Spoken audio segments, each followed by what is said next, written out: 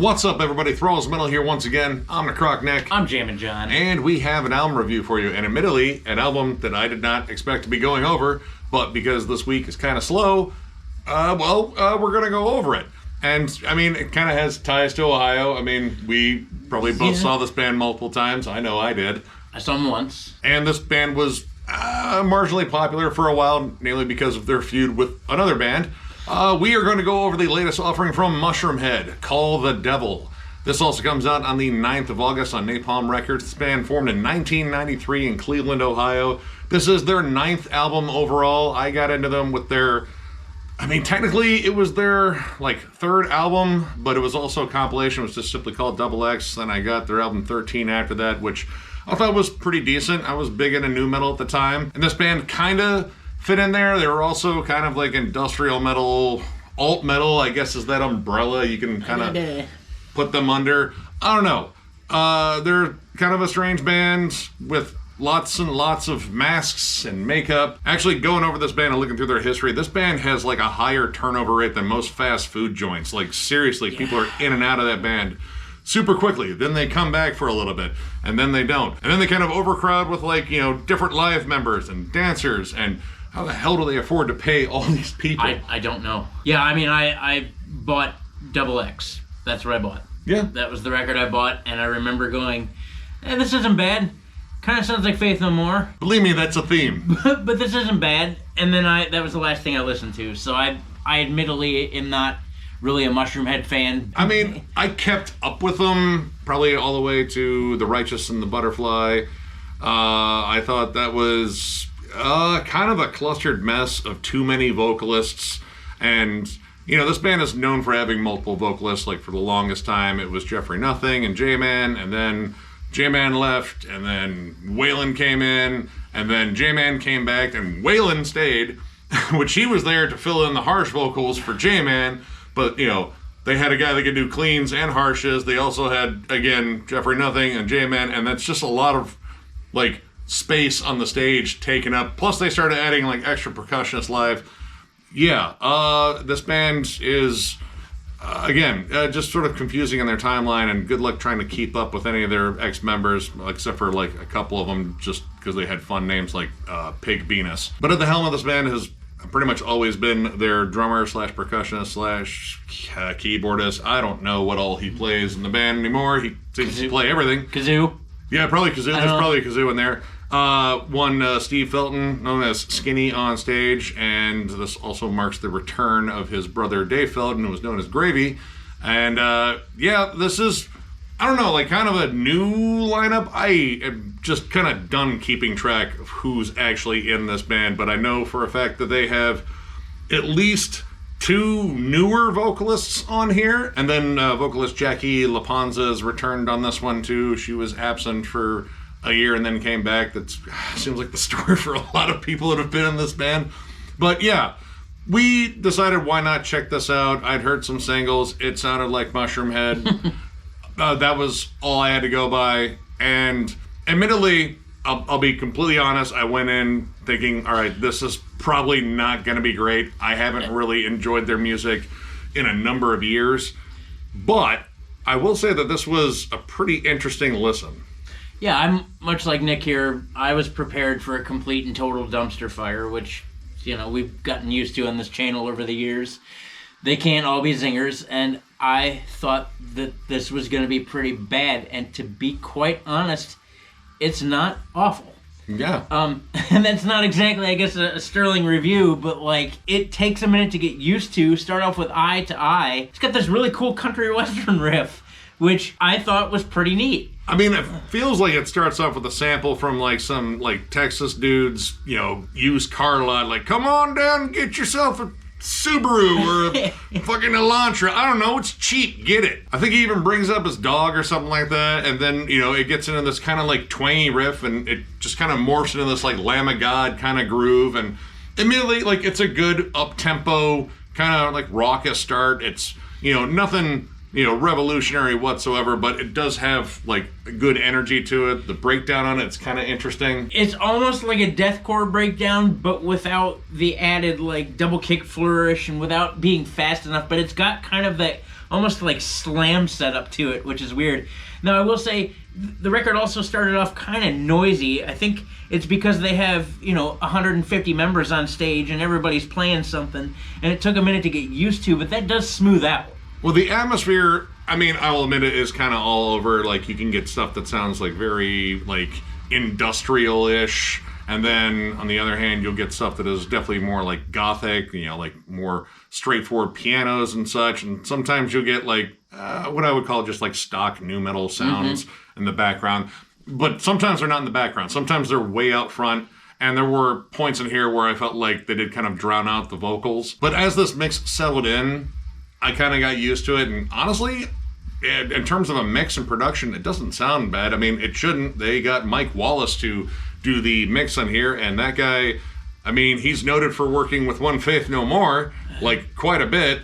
I wonder why they got him. And as an interesting twist, when I looked this guy up, because the name seemed familiar, this was mastered by Jacob Hansen, who is one of the founding members and principal songwriters of Invocator, which is an awesome technical thrash band from Denmark. I just thought that was really interesting because I just recently got into that band, like, God, it might have been like earlier this year or like late last year.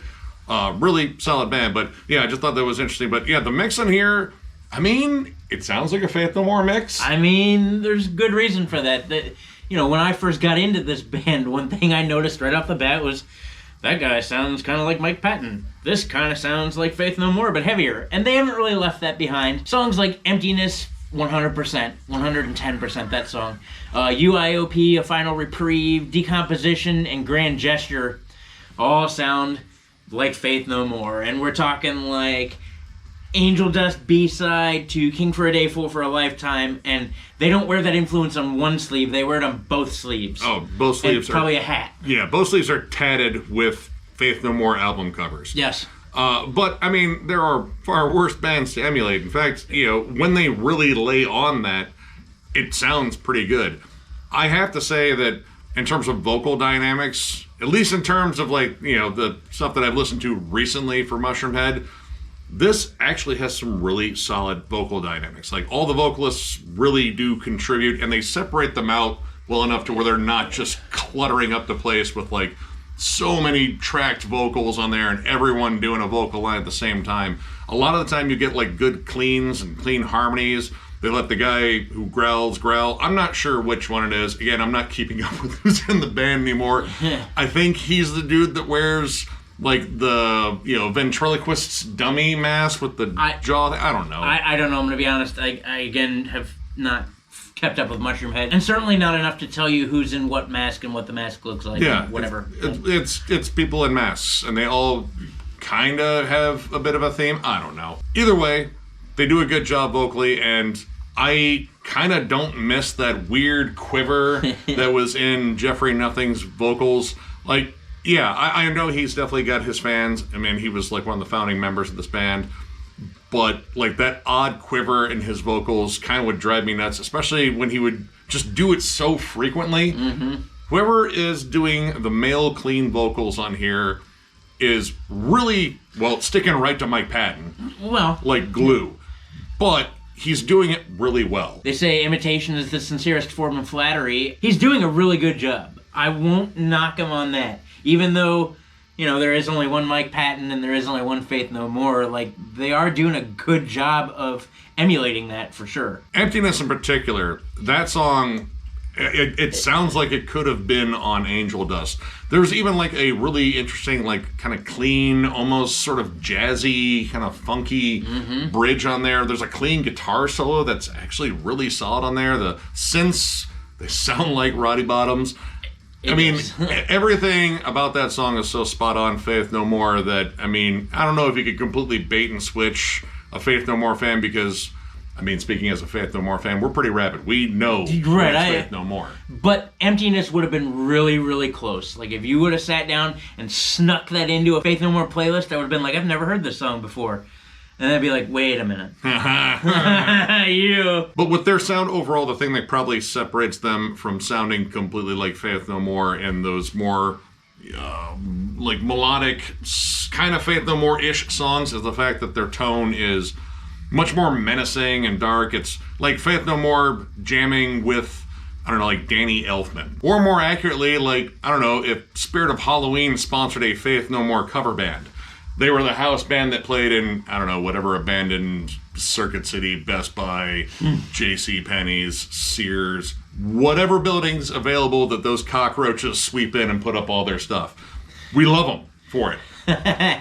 I've worked at a Spirit of Halloween, and yeah, it was definitely in an old Circuit City. Grand Gesture in particular is kind of a really dark, haunting song. Lots of somber pianos, and I really like the vocal performance on this one in particular. There's some really good build-ups, awesome melodies, and excellent atmosphere. Like, they kind of do go overboard on atmosphere with all the bleeps, sweeps, and creeps. I mean, they got like multiple keyboardists and people doing stuff like that, but when they kind of restrain themselves and just focus on the song itself without trying to like, hey, we need to throw some more fucking sprinkles on that bitch, it actually sounds really good. This song in particular is a big standout for me because it's just kind of a somber lament. Yep. Like, there's just, I don't know, like a rainy day vibe to it. Well, no, it sounds like an endless Ohio November. Yep. Like, I mean, these guys are from Cleveland, they get it. And if you've ever been to Ohio in November, don't. And then you have songs like UIOP, A Final Reprieve, and Decomposition that are both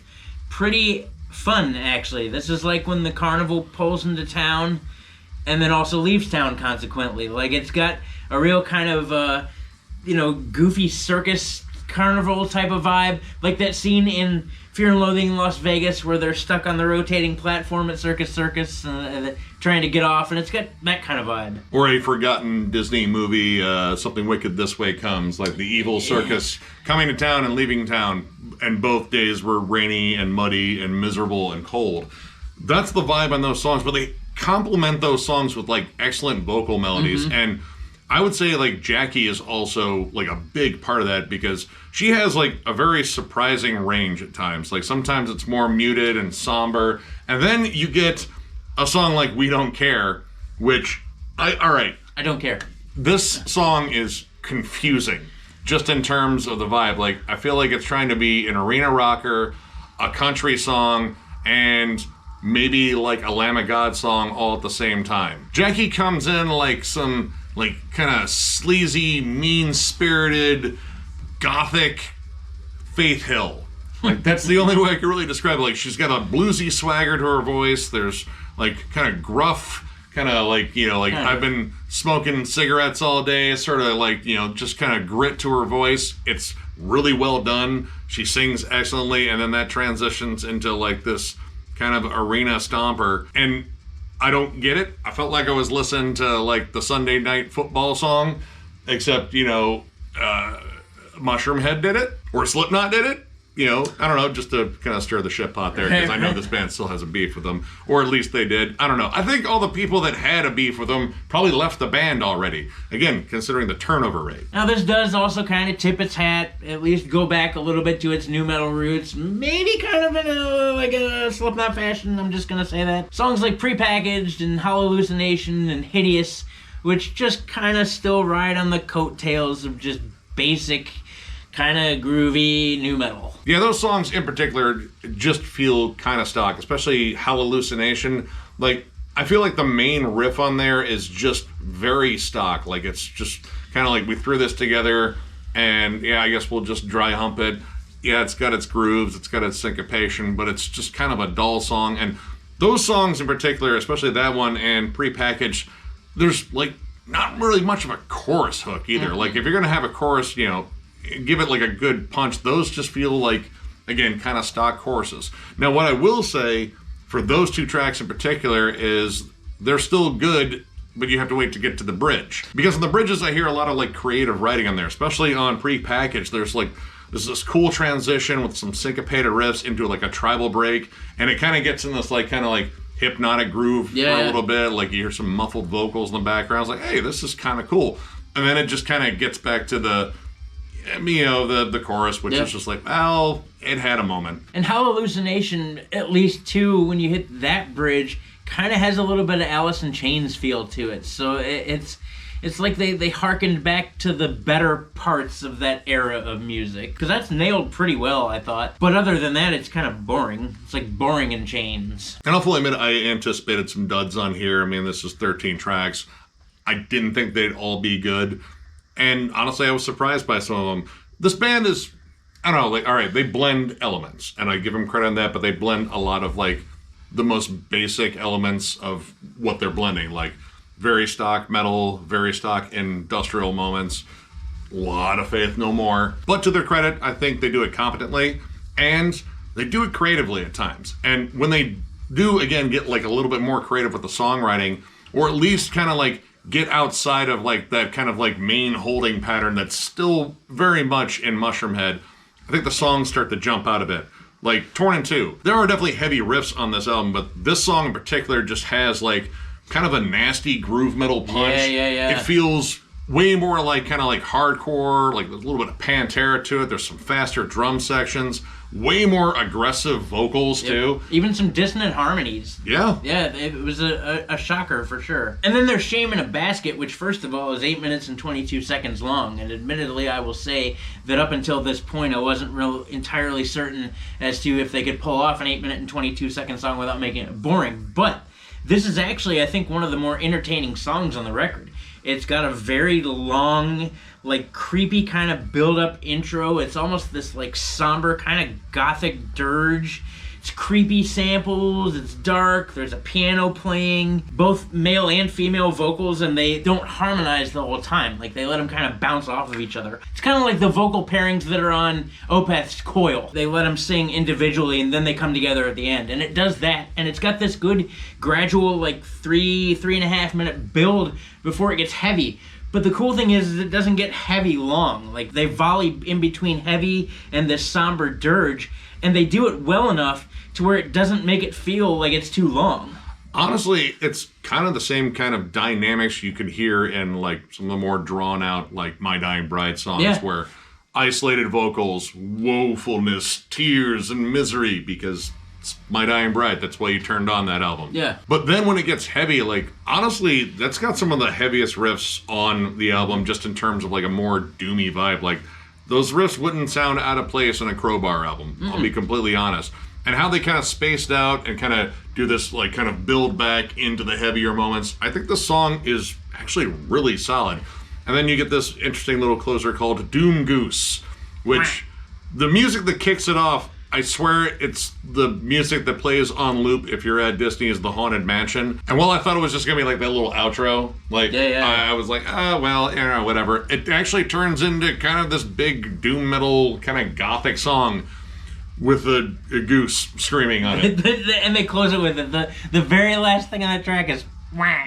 Yeah. And I thought it was funny. What is it about this week in waterfowl? I don't get it. Overall, honestly, for the most part, I enjoyed this. Like, it's definitely got some duds on it. Like, honestly, you could probably trim this down to a 9-track album, and I would probably like it even more because I do feel like there are some filler tracks in here. But for the most part, I enjoyed this. I did not anticipate enjoying this because, you know, I haven't been into Mushroomhead in years, and all the songs I heard off of the last album was just like, I'm good. But overall, I'm going to give this 3 stars. Like, this was a pretty solid album, and, you know, while it definitely has its, you know, just straight up groove metal, industrial metal, new metal tropes on, you know, a fair amount of songs, the songs that really jumped out to me that, you know, had, like, some interesting creativity in terms of, like, songwriting dynamics, vocal dynamics, I think they're actually really solid. The production's pretty damn good too. It definitely has echoes of Faith No More there, especially that snare. It sounds like the snare on the real thing. 100%. Vocally, this might be one of their stronger albums, and, you know, I know there's still a lot of fans out there of Jeffrey Nothing and J-Man. I like J-Man's vocals. I mean, he's a good hardcore guy. He's been tied to the Cleveland hardcore scene for years. But yeah, I think this one just has, well, you know, a lot more of the Faith No More quality, which is definitely something that this band wants, and for the most part, they did pretty well. I don't know if this is like a thing to, like, reinvent the band. I mean, it's been 4 years since the last release, and much like between every album, there's a lineup change. But I think with this lineup, this is at least something to build on, because as far as like vocals go, like I think this is probably one of their stronger albums. But yeah, if you're a longtime Mushroomhead fan, I'd say that first and foremost. Check it out. And if you like Faith No More, Dog Fashion Disco, Polka Dot Cadaver, and just, I don't know, weird circus music and Danny Elfman, and then like Lamb of God riffs every now and then too, check this out. This is a pretty decent listen. Yeah, I'm gonna have to agree. I was prepared to give this, 2 ducks in a bucket, but I'm gonna go ahead and give it 3 stars. It actually was pretty entertaining at times. There are some definite duds here, I won't lie, and I further won't lie and say I've been a giant Mushroomhead fan. That's not true either. I haven't actually listened to him in a very long time, and walking into this I was like, man, this is not what I want to do with the Thursday night. But it's not bad. It's entertaining. There are some moments on here that are pretty heavy. There are some moments where the vocals kind of do well together, and in the beginning of the album, I thought it was going to be this giant noisy mess because there's 170 people in the band, and how are you going to fit all that in without, compressing the shit out of it? But I don't know. It was fun. They definitely sound like Faith No More still at times. That's always been a thing for this band, but they did it well. I won't lie. I like the circusy moments. It just kind of makes it kind of goofy and fun, and you can tell that they don't take themselves entirely too seriously. Well, they said they don't care. Well, yeah, they don't care. I don't care. I definitely give it 3 stars. Pretty much, if you've been a Mushroomhead fan forever, you're still gonna be a Mushroomhead fan because this sounds like Mushroomhead. Mushroom No More. Faith No Mushrooms? I don't know. But yeah, give it a spin. Check it out for yourself. So, if you enjoyed this review, give it a thumbs up. And if you're new to the channel, subscribe, because we do stuff like this all the time. We are also on Patreon. If you'd like to help us out there, there's a link down below, thrallsmetal.com. Our Patreon link is there. It is also on our channel with the banner in the bottom right-hand corner. But if you're looking for Thralls Metal stuff, you have to go to thrallsmetal.com. We have t-shirts, both old and new. The old ones are discounted, provided we have your size. And we even have hats too, so if you're looking for any of that stuff, click the link down below. And as always, tons of stuff going on at Thralls of Metal. Album reviews, discography rankings. If you saw the end of the Meshuggah video, you know what's up with our next batch of discography rankings. States of Metal, is it not metal, Nick's never-ending collection updates, and a ton more discussion topics, which we've found a lot of favor in, and you guys seem to have found a lot of favor in, and that's why we do what we do here at Thralls of Metal. We appreciate you guys. Thank you for being a part of this channel and a part of our lives. It means the absolute world to us that you still show up and pay attention to us. Thank you to all of our family, our friends, and everybody that supported us. This is pretty neat, and we appreciate you. Yeah, you guys absolutely rule, and again, tons of stuff coming your way. So one more big thank you, because you guys are awesome, and we will catch you later.